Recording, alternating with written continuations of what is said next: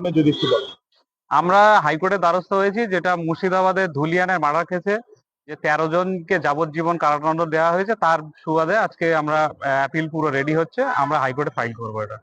আচ্ছা, মূলত কোন কোন বিষয়গুলো আপনাদের মনে হয়েছে যে যেখানে এই যে ইতিমধ্যে তো সাজা ঘোষণা হয়ে গিয়েছে, এখন আপনারা পারেননি উচ্চ আদালতে আসতে, পুলিশি তদন্তকে কিভাবে দেখলেন আপনারা?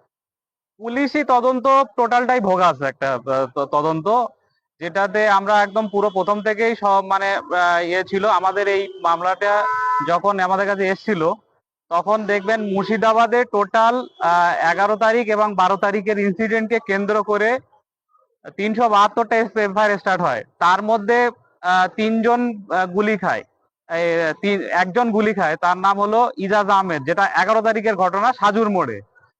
আজকে যেটা হচ্ছে সারা রাজ্যে, যেটা হলো একটা মানে কোনো একটা হিন্দু মার্ডার হয়েছে, তার জন্য মুসলিমদেরকে সাজা দেওয়া হয়েছে, এই প্রশ্নটা আছে আমাদের কাছে। যখন এই কেসটা আসে, তখন দেখা যায় যে 204 নম্বর একটা এফআইআর আছে। আমি আপনার কাছে আজকে যেটা বলতে চাই যে এটা পুরো ডকুমেন্টেড ফ্যাক্ট। এর বাইরে আমাদের কাছে মানে আমরা আলাদা করে রাজনৈতিক রং কি আছে, তাদের বাড়ির লোক যা আছে বলবে। আমি আজকে আপনাকে ফার্স্ট যেটা বলছি, সেটা হলো 204 নম্বর এফআইআর। 204 নম্বর এফআইআরটা হলো প্রথমে 11 তারিখে সাজুর মোড়ে গুলি হয়। সেখানে সাজুর মোড়ে যে গুলি হয়, সেখানে ইজাজ আহমেদ বলে একটি 21 বছরের ছেলে যে মার্ডার হয়, সেটা পুলিশের গুলিতে নিহত হয়। তারপরে এই 204 নম্বর এফআইআরটাতে 204 নম্বর এফআইআরটাতে প্রথম ফার্স্ট স্টার্ট হয় 12/4/2025-এ। এটা হলো শামসেরগঞ্জ পুলিশ স্টেশন। এখানে যে এফআইআর এর যে নামগুলো আছে, আমরা কেন বলছি যারা যারা এই কেসের আসামি তারা নির্দোষ কেন বলছি? এই কেসে টোটাল 16 জন আসামি। তার মধ্যে যে কালু খানের কথা বলা হচ্ছে, এটা হলো পার্টিকুলার রাজনৈতিক দলের নেতা। কোন দলে? কোন একটা রাজনৈতিক দলের নেতা। এই কালু খানকে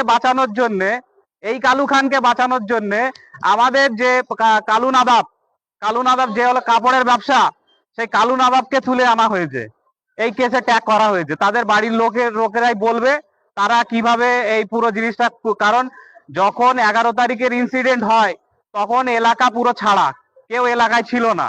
পুলিশ তার ইচ্ছা মতো যেখানে যাকে প্ল্যান করা, যেখানে যা অস্ত্র দেওয়া, সেখানে তাই প্ল্যান করে এইটা করা হয়েছে। এটা যখন আমরা দেখলাম, তখন আমি আমার সিনিয়র সব্যসাচী চ্যাটার্জিকে বললাম যে হরগোবিন্দ দাস, চন্দন দাসের বাড়ির লোকও যেমন বিচার পাবে না, তার সঙ্গে এই যারা আসামি, এদেরকে মিথ্যেভাবে ফাঁসানো হচ্ছে। এরা হলো টোটালটাই নিরপরাধী।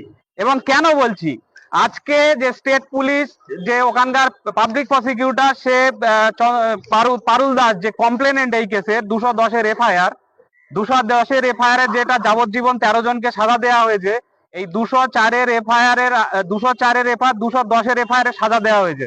এই 210-এর এফআইআর এ পারুল দাস যে কমপ্লেনেন্ট, সেই কমপ্লেনেন্টের মধ্যে পারুল দাস হাইকোর্টে এসে মামলা করেছে। পারবে তো এই কেস টিকিয়ে রাখতে? পারবে তো? কারণ পারুল দাস হলো মেন কমপ্লেনেন্ট। পারুল দাস এসে হাইকোর্টে মামলা করেছে। পারুল দাসের মামলার নাম্বার হলো এই, দেখুন আপনারা পুরো ক্যাপচার করুন। পারুল দাস, WPA নাম্বার 102725। ইনি এই মামলাতে বলেছেন যে আমরা সিবিআই চাই, কারণ আমরা স্টেট গভর্নমেন্টের পুলিশের ওপর আমাদের কোনো ফেথ নেই। সেখানে সিবিআই যে এখানে হলো CFF অ্যাপয়েন্ট করে এই কেসে। তারপর পারুল দাস যখন উইটনেস বক্সে ওঠে, পারুল দাসের উইটনেস বক্সে হলো এই, কালকে যিনি শুভেন্দু বাবু যাকে নিয়ে, আমি তো বলছি উনিও ভিকটিম, ওনাকেও ভিকটিম সাজানো হচ্ছে। এই পারুল দাসের যে কেসে দেখবেন, পারুল দাস এখানে আমরা যখন ওনাকে বললাম যে আপনি হাইকোর্টে কোনো মামলা ফাইল করেছেন, তখন উনি বললেন না, আমি কোনো মামলা ফাইল করিনি, আমি মেডিকেল পারপাসে হাইকোর্টে এসেছি। তাহলে এই কেস টিকিয়ে রাখতে পারবে তো অ্যাপিলে? আমাদের রেকর্ডের জন্য আপনার পুরো নাম? আমার নাম ওমর ফারুক গাজী, এই কেসের অ্যাডভোকেট অন রেকর্ড, মানে অভিযুক্তদের তরফে আইনজীবী। ধন্যবাদ।